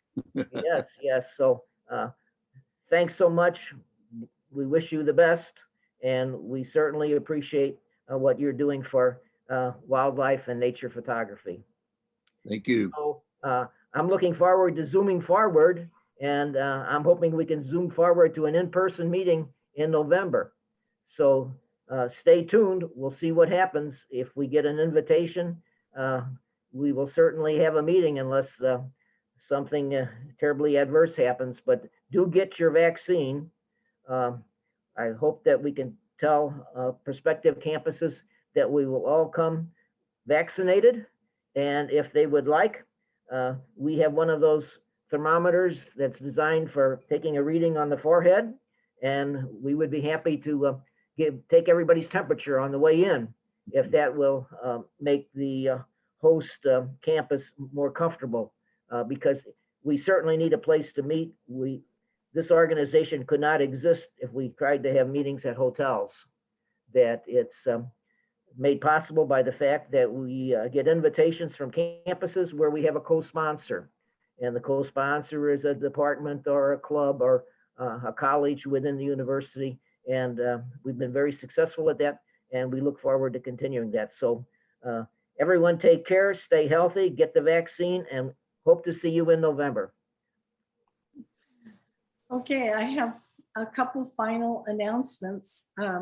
First off, someone asked what our attendance was today. And of course, during the course of the meeting, it fluctuates a little bit, but at our highest point, it was at 198 people. And then also I'll go ahead and put some more information on the website about this sensor cleaning offer from Advanced Cameras. So right after this ends, I'll work on that. And then the last thing is that we've been recording this today. So once I get the video finalized, I will also put a link to that on the website. So if you missed part of the meeting, you'll be able to pick it up later. But that's all I have for today. Anybody else have anything else? Awesome. I think we pulled it off, guys. So thank you all for attending, and we do hope to see you again in person in the fall. Thank everyone Yes. for all of your hard work. Thank you.